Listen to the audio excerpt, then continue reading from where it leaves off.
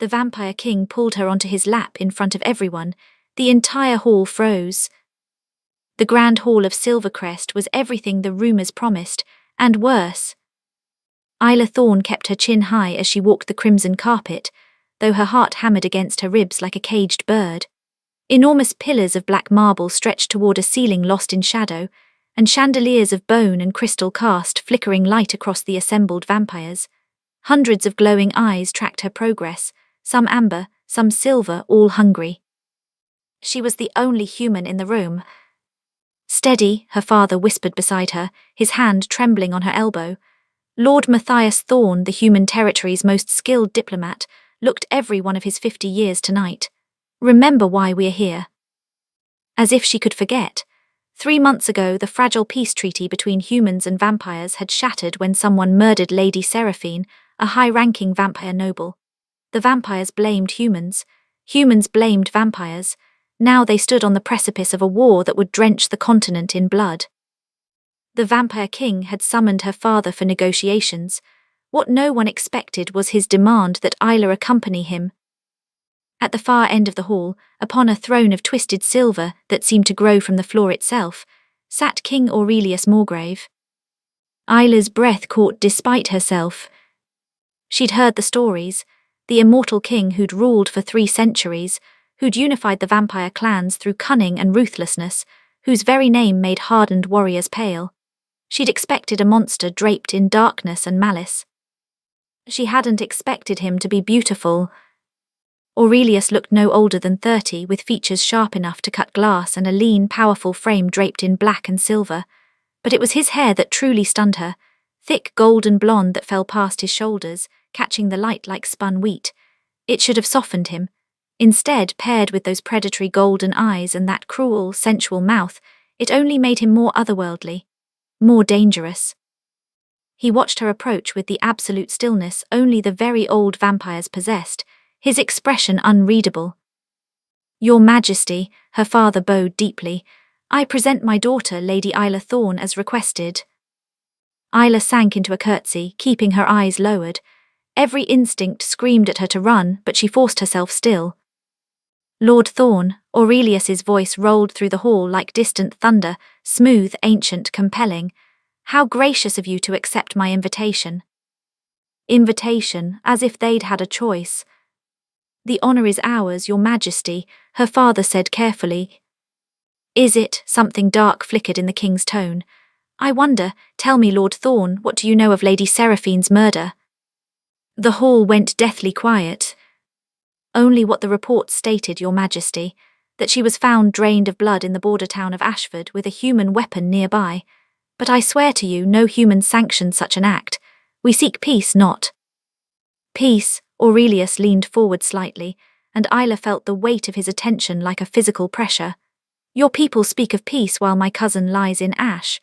Your governor was seen arguing with her the night she died." "A disagreement about trade routes, nothing more. Governor Wells would never..." "Silence." The single word cracked like a whip. Matthias's mouth snapped shut. Aurelius rose from his throne in one fluid motion, descending the steps with inhuman grace. He moved like liquid shadow, and the crowd of vampires parted before him without a sound. Isla's pulse thundered in her ears. She could smell him now, winter frost and old leather and something indefinably otherworldly. He circled them slowly, a predator assessing prey. "I have grown weary of words, Lord Thorne," Aurelius said softly. "Words are wind, they shift and change. I require something more, substantial to ensure your cooperation in these negotiations." Her father's hand tightened on her arm. "What are you proposing?" The king stopped directly in front of Isla. She could feel the cold radiating from him, could see the inhuman perfection of his skin, smooth and pale as marble. Up close his eyes were molten gold, ancient and knowing. "Your daughter will remain here," Aurelius said, "as my guest." Ice flooded Isla's veins. "No." Every vampire in the hall drew a sharp breath. Her father went rigid beside her. Aurelius tilted his head, and for the first time something like amusement touched his features. "No." Too late, Isla remembered where she was, who she was addressing. but pride and terror had loosened her tongue and she couldn't seem to stop. I won't be used as a hostage to. Isla, please, her father hissed desperately. But the king raised one long-fingered hand, silencing him. Those golden eyes never left Isla's face. You won't be used as a hostage, he repeated, each word precisely enunciated. How interesting. Tell me, little dove, do you believe you have a choice in this matter? Everyone has a choice. Isla forced herself to meet his gaze, though it felt like staring into the sun, even kings. A ripple of shock ran through the assembled vampires. Someone behind her let out a low whistle. Aurelius went utterly still. The temperature in the hall seemed to drop 10 degrees. For a long moment nothing moved, nothing breathed. Then, impossibly, the corner of his mouth quirked upward. Spirit, he murmured almost to himself. I had wondered if the reports exaggerated. I see they did not. Before Isla could process that statement, he moved. Faster than her human eyes could track, he swept past her father and took her hand in his. His skin was cool against hers, his grip gentle but absolutely unbreakable. Come, Aurelius commanded, and started back toward his throne. Isla had no choice but to follow or be dragged. Your Majesty, what are you? She didn't get to finish. In one smooth motion, the Vampire King resumed his seat on the throne and pulled her down onto his lap.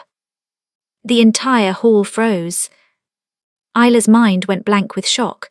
She was suddenly, impossibly aware of everything, the hard muscle of his thighs beneath her, the cool arm wrapped around her waist, the whisper of his breath against her neck. Her skirts had tangled around them both, deep green silk against his black attire, intimate and damning. Your Majesty, her father's voice cracked with horror. But Aurelius ignored him, ignored everyone. His attention remained fixed on Isla, who sat rigid in his embrace, her face burning hot enough to light the entire hall. What are you doing? She whispered furiously. His lips, cold and perfect, brushed the shell of her ear as he spoke, too quiet for anyone else to hear. Establishing facts. What facts? Her heart was racing so fast she thought it might explode. That you are mine now, that anyone who harms you answers to me, that your fate is bound to mine until I decide otherwise. His arm tightened fractionally around her waist, and most importantly, he raised his voice then, addressing the hall while still holding her captive against him. Let it be known throughout Silvercrest and beyond, Lady Isla Thorne is under my personal protection. She will reside in the palace as my honoured guest. Anyone who threatens her, who speaks against her, who dares to touch a single hair on her head, his golden eyes flashed dangerously, will face me. The silence was absolute. Isla could feel hundreds of stares burning into her, shocked, envious, calculating. Her father looked like he might faint.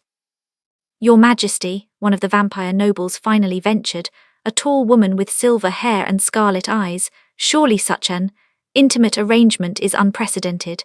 The girl is human. And I am king. Aurelius's voice dropped to something lethal. Do you question my judgment, Lady Corvina?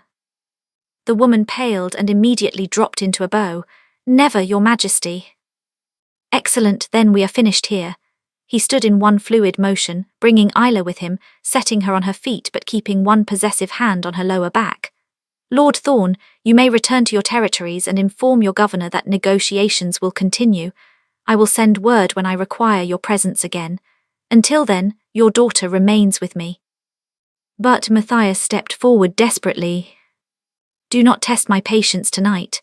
The king's tone could have frozen blood. You came here requesting peace. I am offering you an alternative to war, or would you prefer I withdraw my protection and let the more militant members of my court have their way? As if on cue, several vampires in the crowd smiled, displaying elongated fangs. Matthias looked at Isla, his eyes anguished. She gave him the smallest nod. What choice did they have? If she refused, the king would likely slaughter them both and march on the human territories at dawn. At least this way, there was still hope for peace. Still hope her father could find evidence of who really killed Lady Seraphine. Still hope she might survive whatever game the Vampire King was playing.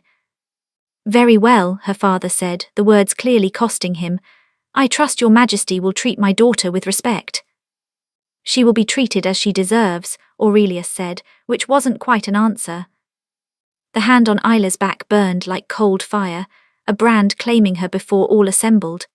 She stood frozen, trapped in the most dangerous web she'd ever encountered, unable to run or fight or do anything but follow where this golden-haired king led. As her father was escorted from the hall, their eyes met one last time. Then he was gone and she was alone. Alone with a king who just claimed her in front of his entire court. Alone in a palace of monsters. Aurelius leaned down, his lips once again at her ear, his blonde hair falling forward to curtain them from the watching crowd. When he spoke, his voice was soft as silk and sharp as a blade. "Now then, little dove, let us discuss why you're really here." The king's private chambers were nothing like Isla expected. She'd imagined something dark and gothic, all skulls and blood-red velvet. Instead, she found herself in a vast suite of rooms decorated with surprising elegance, deep blues and silvers, floor-to-ceiling windows overlooking moonlit gardens, shelves lined with ancient books, and a grand piano in one corner. Human things, beautiful things. It made Aurelius somehow more terrifying, not less. He released her the moment the doors closed behind them, moving to a sideboard where crystal decanters caught the light. Isla stood frozen in the center of the room, her mind still reeling from the past hour. "Drink," he poured amber liquid into 2 glasses without waiting for an answer. "I don't. It's not blood if that's your concern. Whiskey, very old, very expensive, and very human." He crossed to her and pressed a glass into her hand. "You look as though you need it." She did. She drank, and the burn down her throat was almost welcome, something real and grounding. When she lowered the glass, she found him watching her with those unsettling golden eyes.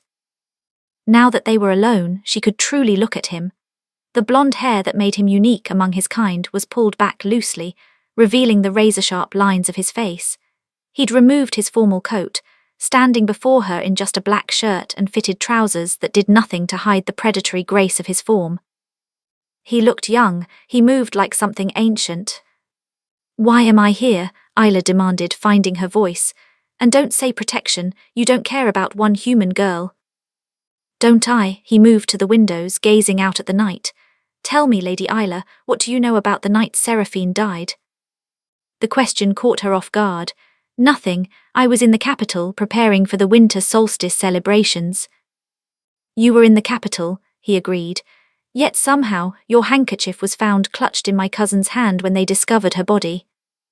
The room tilted. "What?" Aurelius turned to face her. "Embroidered with your family crest, soaked in her blood, rather damning evidence, wouldn't you say?" Horror and confusion warred in Isla's chest. "That's impossible. I never met Lady Seraphine. I've never even been to Ashford." "I know." She blinked. "You know. Your father is many things, but he's no fool. He would never sanction something so obvious, so easily traced back to your family. And you," his gaze raked over her, assessing, "you have too much fire to play the docile assassin." "Then why bring me here? Why that display in the hall?" Aurelius's smile was sharp as glass. "Because someone is trying very hard to start a war between our people. Someone who knew enough to steal your handkerchief and plant it at the scene.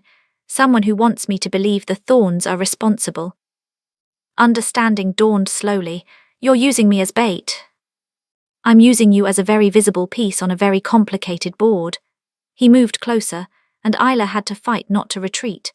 "Whoever orchestrated Seraphine's death did so to manipulate me into attacking the human territories. They clearly have access to both courts.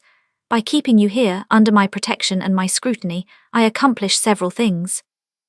He began to circle her again, that predatory grace making her skin prickle. "First, I prevent the real killer from eliminating you to complete their frame. Second, I signal to my court that I'm not a mindless beast to be manipulated into war. Third," he paused behind her, his voice dropping, "I send a very clear message that I take a personal interest in this case, that I will discover the truth, no matter how deep I must dig. And fourth," Isla couldn't stop herself from asking. She felt rather than saw his smile. "Fourth, I get to see what you're made of, whether the reports about Matthias Thorne's brilliant, stubborn, fearless daughter are accurate." "What reports?" He moved back into her line of sight, and there was something almost playful in his ancient eyes now. Did you think I summoned you on a whim? I've had people watching you for months, Isla Thorne. Every charity you organised for war orphans. Every time you argued with the governor about fair treatment for mixed-blood families. Every treaty you helped your father draft, pushing for equality between our kinds. The use of her given name sent an unexpected shiver down her spine. You're an idealist in a world that devours idealists, Aurelius continued softly. You actually believe humans and vampires can coexist peacefully. It's refreshingly naive. Anger sparked in her chest. It's not naive, it's necessary. This war benefits no one except those who profit from death and suffering. Spoken like someone who's never seen true war. My mother died in the border raids 15 years ago. The words came out harder than she intended. I've seen enough. Something flickered across his perfect features, surprise perhaps or reassessment. He was quiet for a long moment. I'm sorry, he said finally, and it sounded genuine. I lost someone in those raids as well, my brother Marcus. Isla stared at him. She'd never heard of the king having a brother. He believed in coexistence too, Aurelius continued, his gaze distant. Thought he could broker peace through understanding and compromise. The human raiders didn't care about his ideals when they drove a stake through his heart and left him to burn in the dawn sun. The pain in his voice was centuries old but still raw. Isla found herself softening despite everything. I'm sorry, she whispered. His eyes snapped back to her, sharp again. Don't apologize. Just understand that I've played this game far longer than you've been alive. I know how it ends. Maybe you've been playing it wrong. The words hung between them, dangerous and defiant. Aurelius went very still. Then he laughed, a real laugh, startled and genuine. You truly have no sense of self-preservation, do you? I have plenty. I'm just not stupid enough to think cowering will save me if you want me dead. True enough, he moved to the sideboard and refilled his glass. Tell me about the winter solstice celebration. Everyone in attendance, every detail you can remember. So it began. For the next hour, Aurelius questioned her with the precision of a master interrogator, pulling apart her memories of the weeks before Seraphine's death. Where she'd been, who she'd spoken to, when her handkerchief might have gone missing. Gradually, Isla began to see the brilliant, dangerous mind behind those golden eyes. This was no mere warrior king. This was a strategist who thought in decades and centuries, who saw patterns invisible to mortals. The harvest gala, she said suddenly. I remember now. I had the handkerchief that night because I'd embroidered it myself, wanted to show Lady Pemberton, but I got red wine on it, felt embarrassed. I left it in the retiring room to deal with later. Who else was there? Dozens of people. It was the social event of the season. Both humans and vampires attended. I need names, all of them. They worked until deep in the night, Aurelius recording everything in a leather journal with handwriting that looked more like art than words. Somewhere in the process, Isla found herself sitting across from him at a small table, the interrogation becoming almost a collaboration. You said Seraphine argued with Governor Wells, she ventured during a lull. What were they really fighting about? Aurelius's jaw tightened. Seraphine discovered irregularities in the trade records, weapons being smuggled across the border, their destinations hidden. Weapons to start a war. Precisely, she was investigating when she was killed. He looked up at her, which means whoever is behind this has significant resources and no qualms about murdering anyone who gets close to the truth. Including me. Including you, his gaze held hers.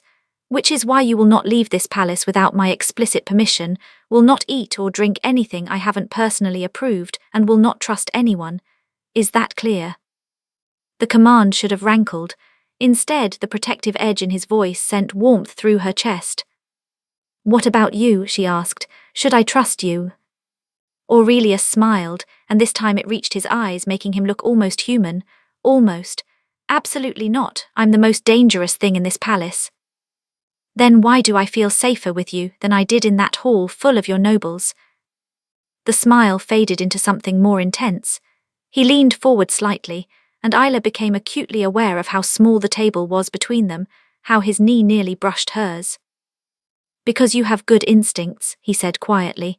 And your instincts recognize what I've already decided, that you are under my protection, that anyone who wants to harm you will have to go through me first. Why, the question escaped as barely a whisper. Why protect me? You said it yourself, I'm bait, a piece on the board.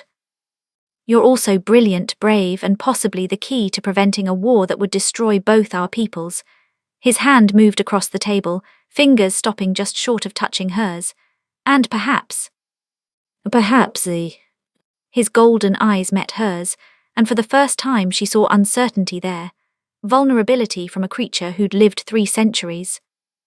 Perhaps I'm weary of being surrounded by those who fear or want to use me, he said. Perhaps it's refreshing to face someone who argues with me, challenges me, looks at me like I'm not a monster. You pulled me onto your lap in front of your entire court, Isla pointed out, though her heart was racing. That was rather monstrous. That was strategic, and necessary to ensure no one would dare touch you without facing my wrath. His fingers finally closed over hers, cool and gentle. But I apologize if it frightened or offended you. That wasn't my intent. The sincerity in his voice undid something in her chest. What was your intent? To keep you alive, to keep you close. His thumb traced a slow circle on the back of her hand, the gesture almost absent, as if he didn't realize he was doing it. To perhaps understand why every report about you made me more curious to meet you. Isla's breath caught. You were curious about me. Dangerously so. His smile turned wry. Ask me why I really demanded you accompany your father, why I insisted on you specifically. Why? Because I needed to know if you were real. If someone could truly still believe in peace after everything our peoples have done to each other. If those eyes that supposedly flashed with righteous anger when defending the helpless were truly as extraordinary as my spies claimed. He stood, moving around the table toward her, and Isla found herself standing to meet him. They were close now, close enough that she could see flecks of amber in his golden irises, could feel the unnatural cold of his presence. And she managed. And you're more than I imagined. His hand came up to cup her face, the touch feather light, giving her every opportunity to pull away. You're dangerous, Isla Thorne, dangerous to my carefully constructed cynicism, dangerous to my certainty that trust is foolishness.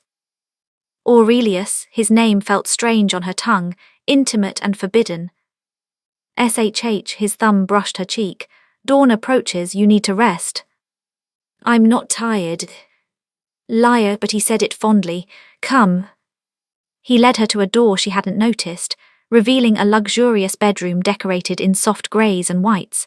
The bed was enormous, piled with silk pillows. This is your room, Aurelius explained. Connected to mine but completely private. The lock only works from your side. The consideration in that detail surprised her. Where will you be?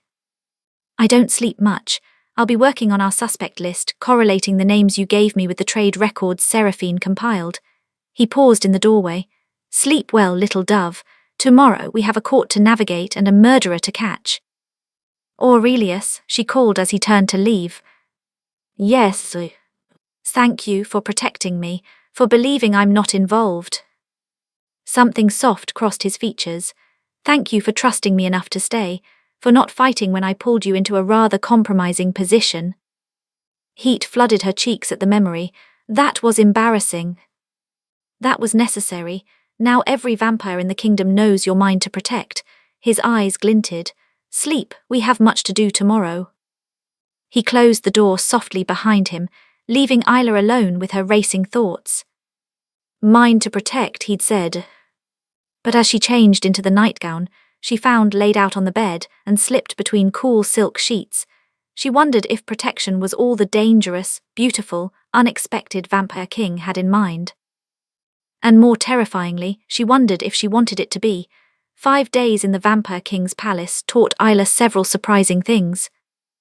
First, Aurelius was a better chess player than anyone she'd ever met, and their nightly games had become a battleground of wit and strategy that left her exhilarated and frustrated in equal measure. Second, not all vampires were monsters. The king's personal guard, Captain Thuron, had gone out of his way to make her feel welcome. Even Lady Corvina, who'd initially seemed hostile, had warmed to her after Isla helped settle a dispute between two lesser nobles with diplomatic finesse. Third, and most dangerous of all, she was developing feelings for her captor. It was difficult not to when Aurelius spent hours working beside her each night, investigating the conspiracy with brilliant focus. When he remembered, she preferred honey in her tea. When he absently reached for her hand while thinking, as if her presence grounded him. When he looked at her like she was something precious. They'd narrowed the suspect list considerably. The smuggled weapons originated from a human merchant named Caspian Voss, but he had financial ties to several vampire nobles. The pattern suggested someone operating in both worlds, someone with resources and political access. Someone at the harvest gala where her handkerchief had gone missing. Tonight, Aurelius had called a court gathering, ostensibly a celebration of the new moon, but really an opportunity to observe their suspects in action. Isla descended the grand staircase in a gown the king had sent to her room, midnight blue silk that hugged her curves and cascaded around her legs like water. Sapphires glittered at her throat and ears, and her dark hair had been swept up by the vampire servants who'd attended her.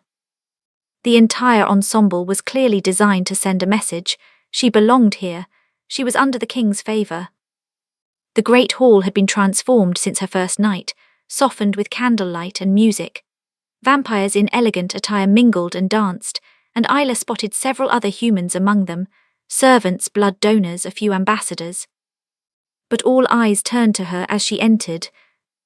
Aurelius detached himself from a group of nobles immediately, crossing to meet her at the stairs. He wore black as always, but embroidered with silver thread that caught the light with each movement. His blonde hair was loose tonight, falling around his shoulders like a lion's mane. He was devastating. "You look," he paused, seeming to search for words, "extraordinary." Heat crept up her neck. "The gown is beautiful, thank you." "The gown is adequate. You make it extraordinary." He offered his arm. "Come, let me introduce you properly to those who'll be your companions if you choose to stay beyond this investigation." If she chose to stay, the words hung between them, weighted with possibility. Isla took his arm, and they swept into the crowd together.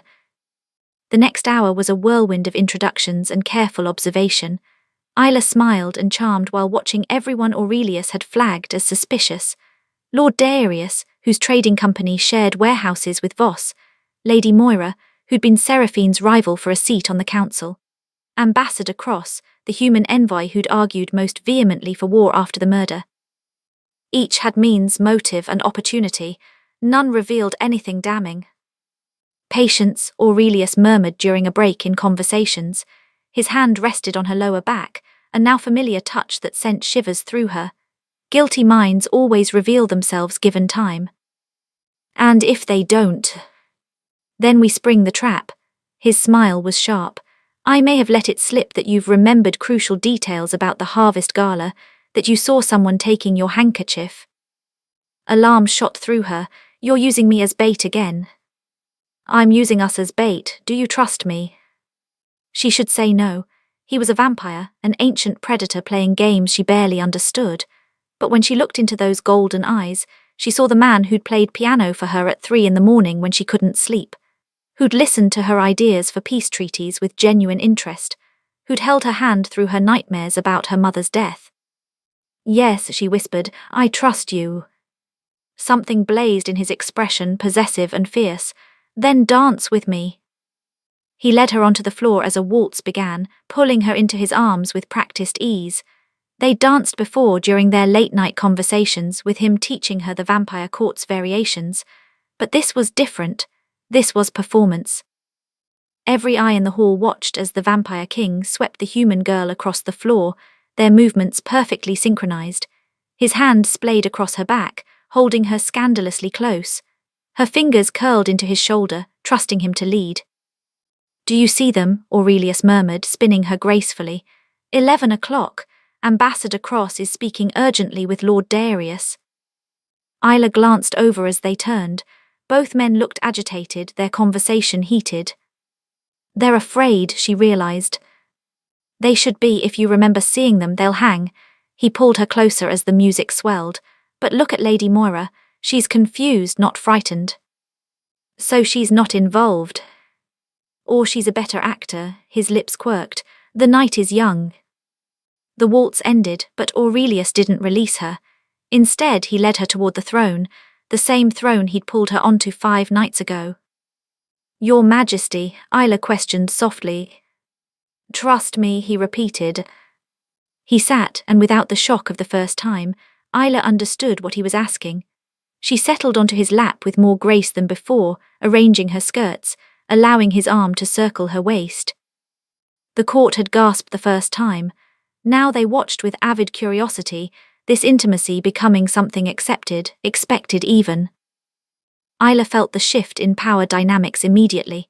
From here, elevated and enclosed in the king's clear protection, she could observe the entire room, could see Cross and Darius breaking apart, both trying to look casual, could see Mora watching them with narrowed eyes. Clever, she murmured to Aurelius. I have my moments. His thumb traced absent patterns on her hip, the touch burning through silk. Now we wait.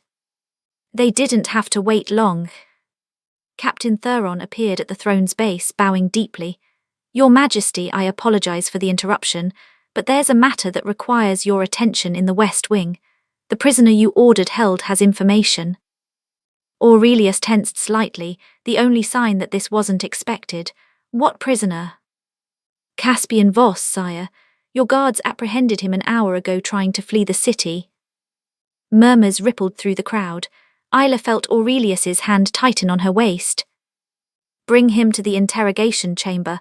I'll be there shortly. Of course, Your Majesty. Thuron bowed again and departed. The moment he was gone, Aurelius lifted Isla from his lap and stood. Lady Corvina, please escort Lady Isla to the library and remain with her until I return. Wait, Isla protested. I should go with you if Voss is talking. It could be a trap. His golden eyes were hard now, all predator. Thuron's been with me for decades, but everyone can be compromised. I won't risk you. Aurelius. He cupped her face in his hands, right there in front of everyone, his touch achingly gentle despite the urgency. Please, let me keep you safe. How could she argue with that? She nodded, and he kissed her forehead before sweeping from the hall, several guards in his wake.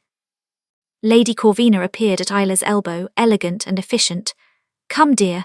The library is well protected and we can watch the gardens from there, quite lovely under the new moon. They left the ball together, Isla's mind racing. Something felt wrong. Why would Voss flee now? And how had Aurelius's guards found him when they'd been searching for days? The library was indeed beautiful, 3 stories of books and soft lighting. But Isla couldn't appreciate it, pacing anxiously while Corvina settled into a chair with inhuman patience. You care for him, the vampire woman observed. Isla froze. What? The king, you care for him. Don't bother denying it, I can hear your heartbeat spike whenever he's near. There seemed little point in lying. Is it that obvious? Only to those who pay attention. Corvina's scarlet eyes were knowing. For what it's worth, he cares for you as well. I've served Aurelius for 200 years. I've never seen him look at anyone the way he looks at you. Warmth bloomed in Isla's chest, followed immediately by fear. It doesn't matter if we can't solve this, if war comes. War won't come, Aurelius won't allow it. He's too brilliant, too determined. She smiled slightly, especially now that he has something to fight for beyond mere politics. Before Isla could respond, the library door burst open. Ambassador Cross stood there, his face flushed, very human fear in his eyes. Lady Isla, thank God, you need to come with me now.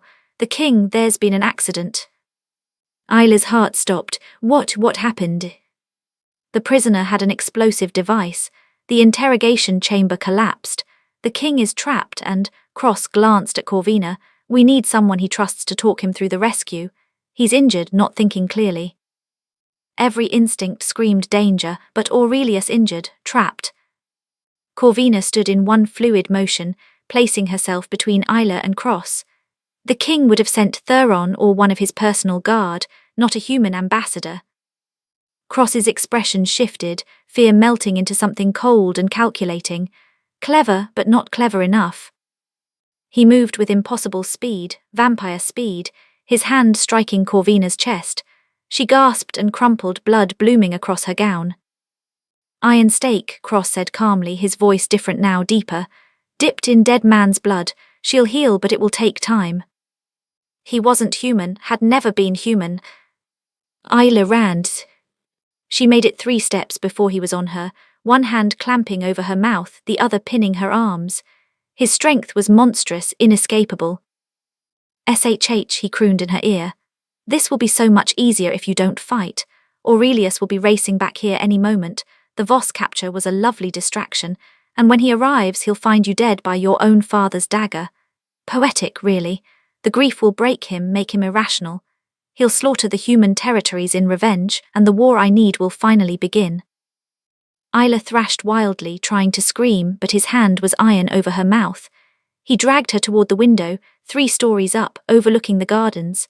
She saw the dagger in his other hand, recognized the Thorn family crest on the hilt.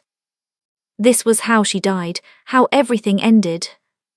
Then the window exploded inward in a shower of glass. Aurelius landed in a crouch, his eyes burning gold fire, fangs fully extended, blonde hair wild around his face.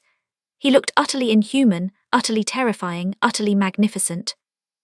"Release her," he said, his voice resonating with power that made the walls shake, "or I will show you exactly why they call me the Reaper King." Cross laughed, pressing the dagger to Isla's throat. "One more step and I open her throat. Even you can't move fast enough to stop that." "No," Aurelius agreed, his eyes never leaving Isla's. In them she saw fury and fear and something that looked desperately like love. "But she can." Understanding flashed between them in that instant, all their hours of training, of him teaching her vampire weaknesses, of preparing her for exactly this. Isla slammed her head backward into Cross's face, while simultaneously dropping her full weight downward. His grip loosened for a fraction of a second. It was enough. Aurelius moved like lightning, wrenching Isla away and throwing her behind him in one motion while his other hand closed around Cross's throat. They went down together, a tangle of supernatural violence, moving too fast for Isla's human eyes to track. "Who sent you?" Aurelius snarled, slamming Cross into the floor hard enough to crack marble. "Who's behind the weapons smuggling?" Cross just laughed, even with the king's hand crushing his windpipe. "You think I'm the only one? We're everywhere, in your court in the human territories. You can't stop what's coming." His words cut off with a sickening crack as Aurelius broke his neck. The body went limp. For a long moment the king didn't move, breathing hard, his hand still wrapped around the dead vampire's throat. Then he dropped the corpse and spun toward Isla. "Are you hurt?" His hands ran over her frantically, checking for injuries. "Did he cut you? Isla, answer me." "I'm fine," she managed, though she was shaking. "Aurelius, I'm fine, you got here in time." "Barely." He pulled her against his chest, his arms like steel bands around her. "I knew something was wrong the moment Theron delivered that message. He would never interrupt a court function for anything less than an emergency. I came back immediately, but if I'd been even seconds slower." His voice broke, and Isla realized the ancient, powerful vampire king was trembling. "But you weren't," she said softly, pulling back to frame his face with her hands. "You saved me." "I nearly lost you." His forehead dropped to rest against hers. "I've lived 3 centuries, survived countless battles and betrayals, and nothing has ever terrified me like seeing him hold that blade to your throat." "Aurelius." "I love you," the words tumbled out desperately. "I know it's too soon, I know you're human and I'm a monster, and there are 1,000 reasons this is impossible, but I don't care. I love you, Isla Thorn, and the thought of existing in a world without you is unbearable." Isla's breath caught. Around them she could hear guards arriving, could hear Corvina groaning as she began to heal, could hear the chaos of the alarm spreading through the palace. But all she could see was golden eyes staring into hers, ancient and vulnerable and desperately hopeful. "You're not a monster," she whispered. "You're brilliant and protective, and you play piano at 3 in the morning when I can't sleep. You're teaching me chess and investigating a conspiracy to save both our peoples, and you look at me like I'm the most precious thing in your world." "You are," his thumb brushed her cheek. "You're everything." "Then you should know," she smiled through sudden tears. I love you too, my dangerous, impossible, beautiful vampire king. His kiss was soft despite the fangs, reverent despite the violence still crackling in the air around them. He kissed her like she was salvation and damnation, like she was the first sunrise after an endless night. When they finally broke apart, guards surrounded them and Theron was helping Corvina to her feet, and reality came crashing back. Cross wasn't working alone, Aurelia said, his military mind already working even as he kept Isla tucked against his side. He mentioned others. Theron locked down the palace. No one enters or leaves until we've identified every conspirator. At once, Your Majesty. The investigation that followed took 3 more days and uncovered a conspiracy that reached into the highest levels of both governments. Lord Darius had been feeding information to Cross. Governor Wells had been accepting bribes to look the other way. Even several of Aurelius's own council members had been involved, their goal to start a profitable war. They'd all underestimated the king's determination and his new motivation to protect the woman he loved. When Isla's father arrived for the peace treaty signing 2 weeks later, he found his daughter alive, safe, and utterly transformed. She stood beside the vampire king's throne, not as a hostage or political pawn, but as his acknowledged partner. The treaty they'd written together was revolutionary: trade agreements, mixed courts, protections for both species, and provisions for dealing with extremists on either side. "You're staying," Matthias said quietly during a private moment with his daughter. It wasn't a question. Isla looked across the room to where Aurelius stood speaking with human and vampire diplomats alike, his blonde hair catching the light, his golden eyes occasionally finding hers with unmistakable warmth. "I'm staying," she confirmed, not as a hostage or a symbol, as his partner, his equal. "And he treats you well." "He treats me like I hung the moon," she smiled. "And I'm helping him change the kingdom, making it better. It's what Mother would have wanted, both of us building bridges instead of walls." Her father pulled her into a tight embrace. "She would be so proud of you. I'm so proud of you." That night, after the diplomats had departed and the palace had quieted, Isla found Aurelius in their private chambers, their chambers now, no longer separated by even a door. He stood at the window, looking out over his kingdom, still and thoughtful. "Regretting pulling a strange human girl onto your lap in front of your entire court?" Isla teased, wrapping her arms around him from behind. She felt him smile. "Best impulse decision I've ever made." He turned in her embrace, pulling her close. "I have something for you." He produced a small box and Isla's breath caught. Inside was a ring, silver and sapphire, delicate and beautiful. "It's not a proposal," Aurelia said quickly. "Not yet. You're still young by human standards and we have time. But I wanted you to have this. A promise that when you're ready, if you'll have me, I will spend the rest of your life and beyond making sure you never regret choosing a vampire king." Isla let him slip the ring onto her finger where it fit perfectly. "And if I'm ready now?" His eyes widened. "Isla, I'm not a stupid 23-year-old girl who doesn't understand what she's choosing. I'm a woman who's found her equal, her partner, her home." She reached up to thread her fingers through his blonde hair. "Ask me properly." Aurelia sank to one knee right there, taking her hand in both of his, and even ancient and powerful as he was, she could see the emotion shaking through him. "Isla Thorne, brilliant, brave, impossible woman, will you marry me? Will you be my queen, my partner, my love for whatever time we have?" "Yes," she said simply, "yes to all of it." He surged to his feet and kissed her, deep and claiming, and Isla kissed him back with equal fervor, tasting forever in the press of cool lips and careful fangs. When they finally broke apart, Aurelius rested his forehead against hers. "I pulled you onto my lap to make a political point," he murmured. "I never expected to lose my heart in the process." Isla smiled against his lips. "The entire hall froze that night, but my life started moving." "Toward what?" "This, you, us." She pulled back to meet his golden eyes. "A future where the vampire king and the human girl rewrite all the rules." Together, Aurelius agreed and kissed her again, sealing a promise that would change both their worlds forever. Outside, dawn approached, painting the sky in shades of gold and pink. But for the first time in 3 centuries, the Vampire King didn't retreat from the coming light. He had something more precious than darkness now. He had love, he had hope. He had her. Ready to lose yourself in more impossible romances? Join my Patreon. The link is in the description below. Exclusive and uncensored episodes are available only on Patreon. Check the link in the description.